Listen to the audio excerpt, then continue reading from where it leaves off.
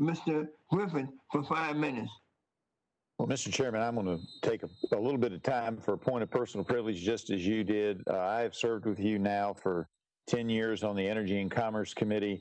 This morning, Mr. Doyle was at another meeting where he said we've got to stop thinking just because we disagree that the other side is evil. I agree with that. And I can say as an affirmative to your comments to Mr. McKinley, that in the entire time I've been here, we have not always agreed on how to accomplish it, but you have always advocated for poor people, whether they were from Appalachia or the south side of Chicago. And I appreciate that about you. And even though we may disagree on how we solve these problems, I do greatly appreciate your leadership in that area and making it clear that this is not about one part of the country or another. It's about trying to help poor people across the board. And I thank you for that. That being said, I will go to questioning Mr. Bryce, if I might, but thank you, Mr. Chairman, for that indulgence. Thank you. But I do appreciate your leadership in that way. Mr. Bryce, you point out in your testimony that between 2011 and 2019, California has seen the average price for electricity, industrial, commercial, and residential increase by nearly 30%. That is more than 7 times what we've seen throughout the rest of the country. I'm particularly concerned with how California's renewable mandates have impacted consumers' electricity bills, because the same public policies that have brought extremely high rates and rolling blackouts are now being pushed forward in Virginia. In April, Virginia's governor signed the Virginia Clean Economy Act, requiring 100% carbon-free energy by 2050.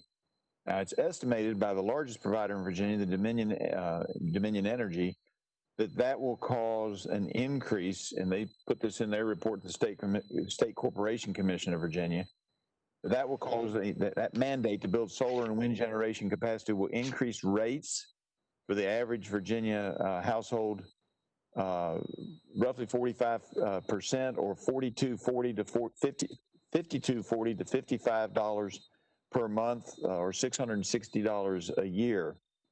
What advice do you have for the Commonwealth of Virginia if the priority is truly to provide affordable and reliable energy to all? Well, thank you, Mr. Griffith. My policy, or what, I'm not pushing any particular bill, particular policy, but for 10 years or more now in my books and the things that I've written, I'm an advocate for natural gas and nuclear. These are the sources of energy that are low carbon, affordable, scalable. I think what is happening, particularly with the closure of nuclear plants across the country, is exactly the wrong direction. And I think that there's no question that renewable capacity and renewable generation is growing, and growing fairly dramatically. But what I see, and I think is going to clearly be a problem in Virginia, it is already a problem in Maryland with the Dan's Mountain Wind Project, but across the country, and essentially every state, we're seeing conflicts over the siting of wind projects, the siting of a utility scale solar, the siting of high voltage transmission. And I think if Virginia is going to push ahead with this mandate, which it appears they are, that these land use conflicts are going to be very much in the news as especially lower income counties. What I see, in fact, in New York, where the state has overridden the power of local zoning for local communities, there's a major project, the Alley Cat Wind Project, that is being pushed on the counties of Allegheny and Cattaraugus. These are the 4th and 5th, or 5th and 6th poorest counties by median household income in the state. So if what is happening in other states happens in Virginia, you can count on the lowest income counties in Virginia being targeted for these large scale projects, because the local communities don't have the kind of resources to fight them in court.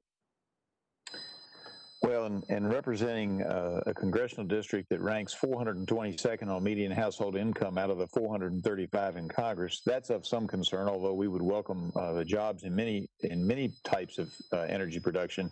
We currently have a lot of coal and natural gas, but we welcome, a lot of energy because it's a field that we know. But I do think it's interesting. You also mentioned that you were in favor of efficiency.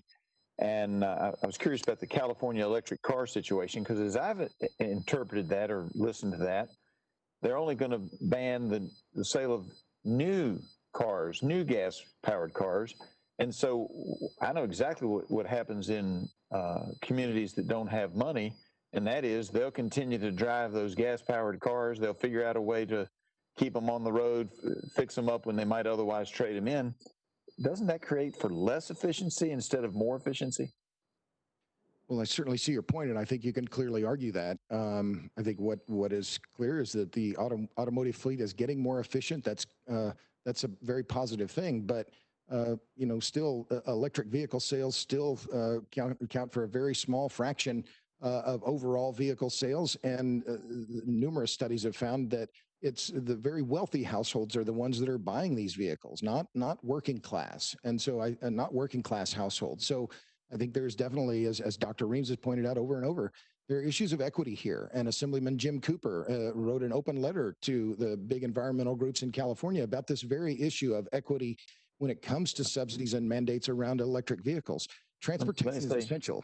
So let me say, it's essential, particularly for working class people. Let me claim back my time because I only have a couple seconds left. Sure. I do want to recognize the community housing partners that not only do weatherization, they're headquartered in my district, and they do a lot of great work training other people on how to weatherize homes, and that's something that's important. And I think that Mr. Rush and I would agree, Chairman Rush and I would agree, and I yield back.